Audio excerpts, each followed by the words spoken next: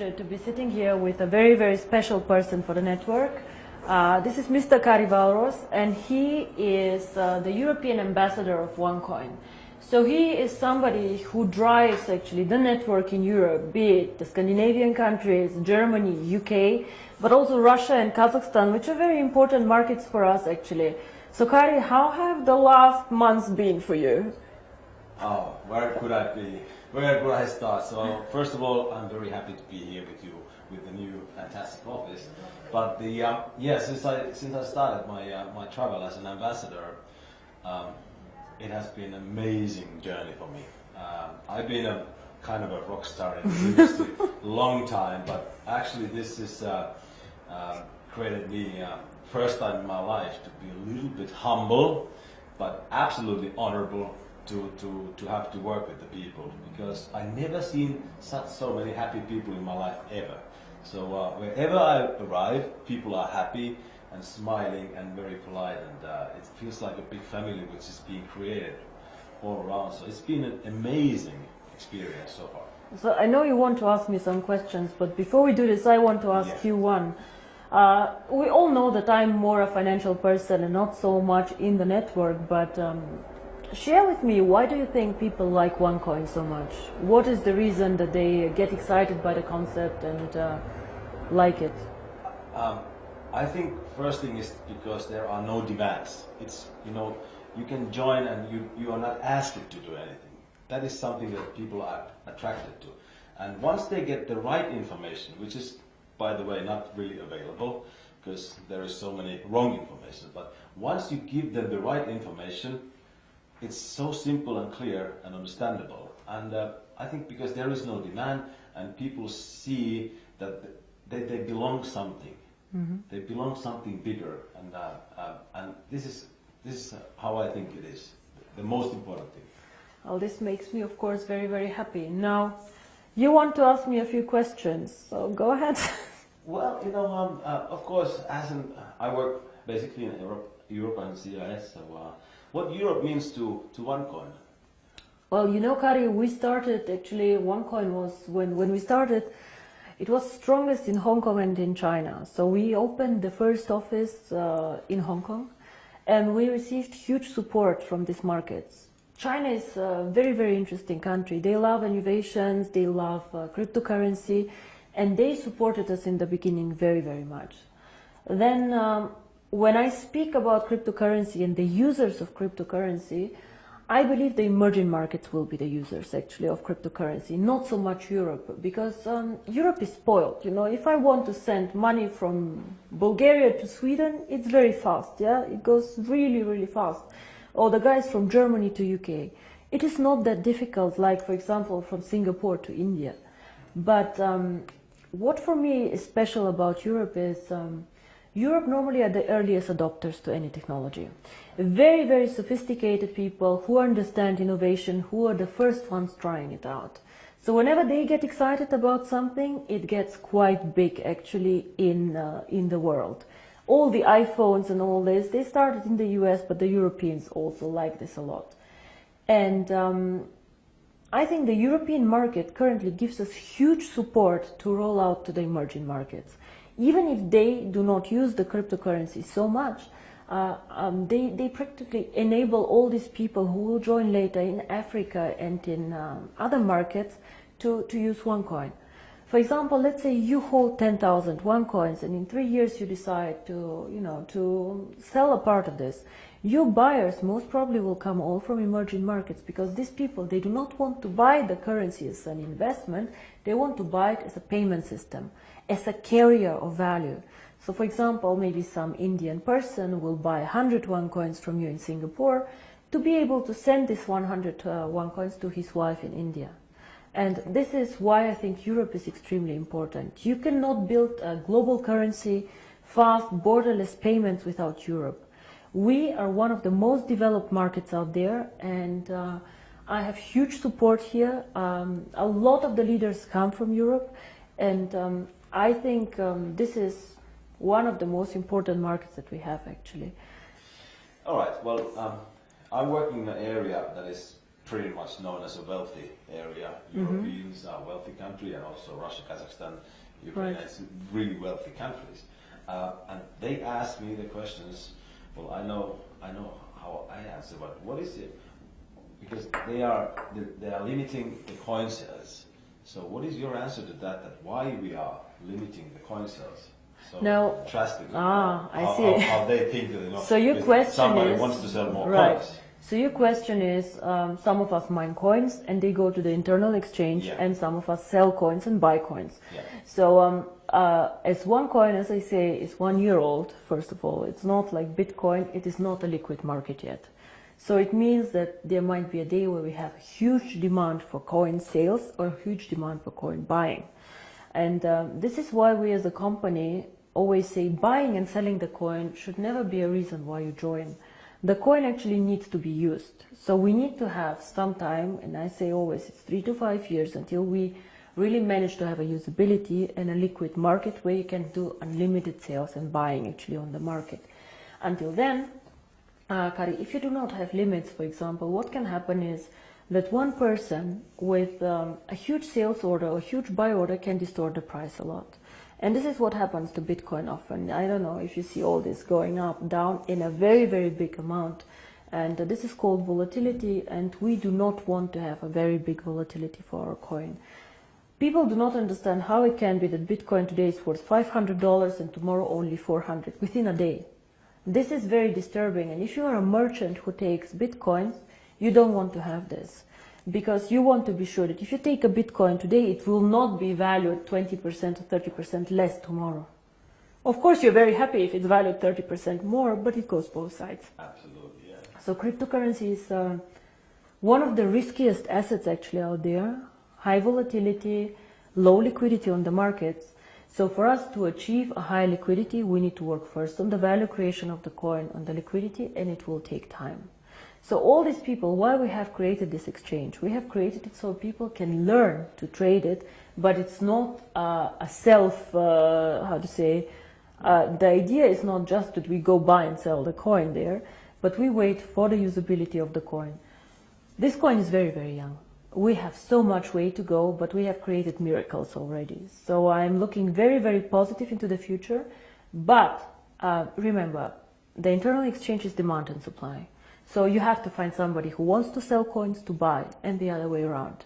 So the company itself is not obliged to buy back your coins or to sell your coins. If I don't have coins, I cannot sell them, yeah? And as a company, we do not buy back the coins. So it's always you selling your coins to somebody else or somebody else buying from you. Don't forget also a bit the time differences. When China sleeps, you're awake, and so on. So sometimes, as I said, the market is not liquid and not efficient yet. And then the other question is, which relate to that, is that how is the value created? Now, there are two questions I think inside here. First is what is the value of cryptocurrency, and the second is how do we determine today if one coin is valued €1, €2, or €5? Yes. So we have a concept which is called mining difficulty. And there are calculators out there on the internet for Bitcoin. Everybody can Google them. You just Google Bitcoin mining difficulty calculator and you see how this is calculated. It's a very, very simple thing. You calculate, one is electricity costs for the mining, and the second is computer power. So to mine a coin, you need obviously a computer to do some calculations and electricity to get the computer running. So depending on these two things, the mining difficulty grows or goes down. It goes both ways. It can go up, it can go down. The more miner join, however, the more people who want to mine, the higher the mining difficulty goes.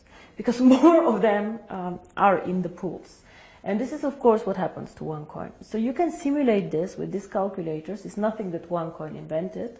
And this is how we today measure the value of the coin. Yeah?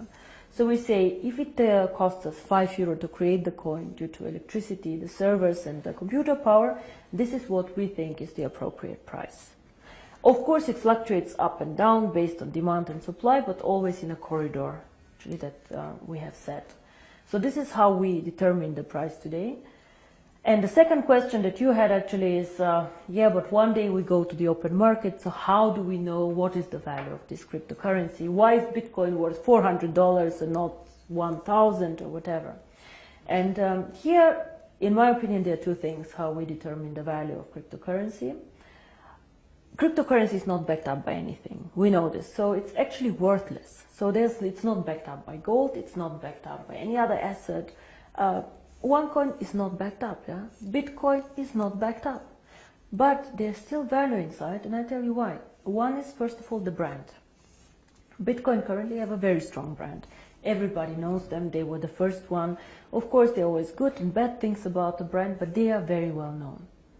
Milka Chocolate is a very well-known brand. Procter & Gamble are a very, very strong brand. So the more people joining OneCoin and the more people speaking about OneCoin, the stronger our brand becomes. And this, I think, is something that makes us really a family, because if you go in the network marketing approach and go and sell shampoo, it does not make you stronger if somebody on a sideline sells shampoo. Only your downline makes you happy. But here, if another team makes OneCoin popular out there, this makes also your coin stronger and your team stronger. And this is something very, very special about OneCoin, I think. So the brand. And we have currently about 2 million paid members. In the database, we have over 10 million people who know about OneCoin. So we for sure have more users than Bitcoin, for sure. We are different, we are in a different system, but there are 2 million people who tomorrow could start using the coin if we want to. And this is great.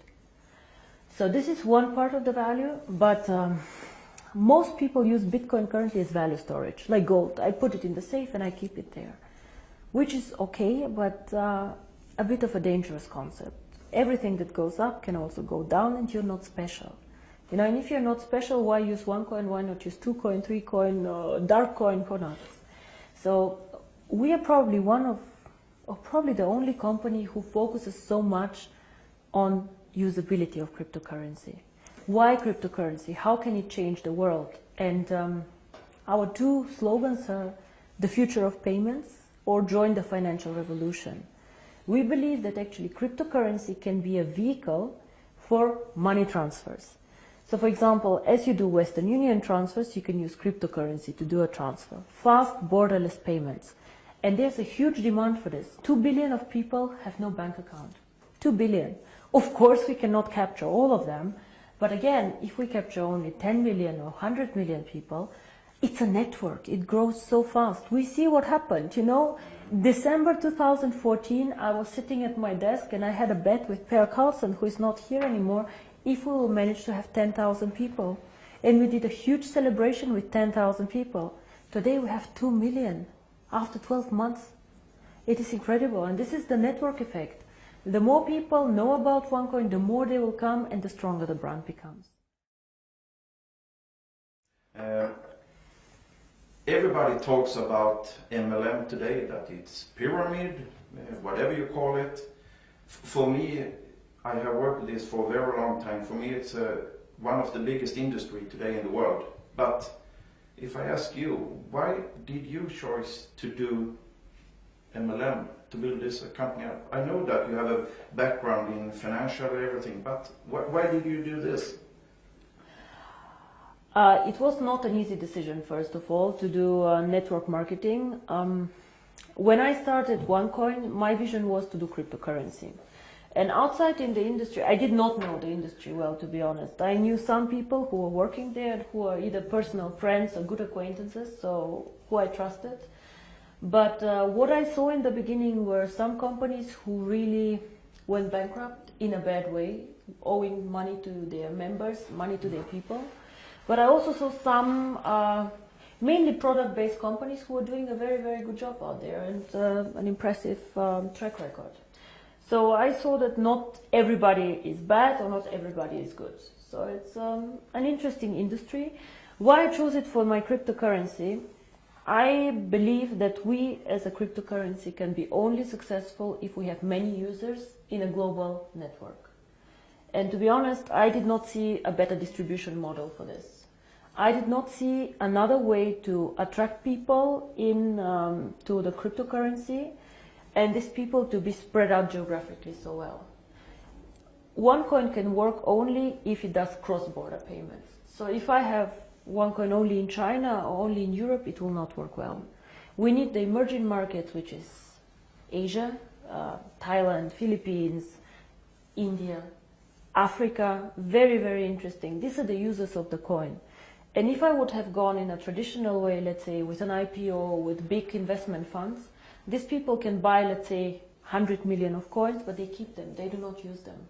So for me, it was more important to get many, many users, even with a small investment sum or with a small sum that they want to participate with, but spread out geographically. And until now, I do not regret it. It's a very competitive industry. Unfortunately, sometimes I see the concept misrepresented. Yeah? We focus mostly on education, financial education, because in my opinion, nobody can understand cryptocurrency, nobody can understand even the financial world out there without education.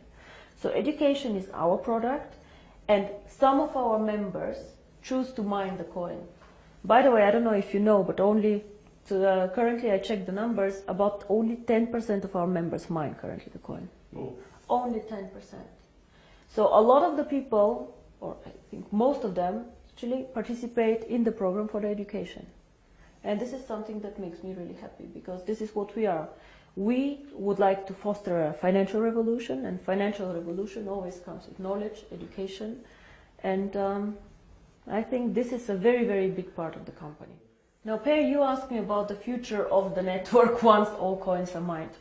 Now, I see the network as its own system, as our own ecosystem, and I will never go and sell shampoo in this network. This will never happen, because I have never done a network marketing company before, and I do not plan to do ever again a network marketing company. But the network itself is a value. It's a business that you guys are building. And for us, of course, it's also a value, because we can push our ideas through this network, and we can do a lot of things there. So to me, the ideal future of the network is to push, even when all coins are mined, the value of the coin. Be it to attract merchants for the coin, be it to create products who are connected to the value of the coin. And all what this network should focus on is something that somehow enhances the value of the coin. You guys know that we did some acquisitions, actually some networks that joined us. For example, Conligos, OPN. All these networks somehow helped us to build up the coin. Either they had interesting software for us, or they were geographically interested. But we never let somebody join us just because it's good or just because it's more people. We always strategically think of the future of the coin and how to make it stronger.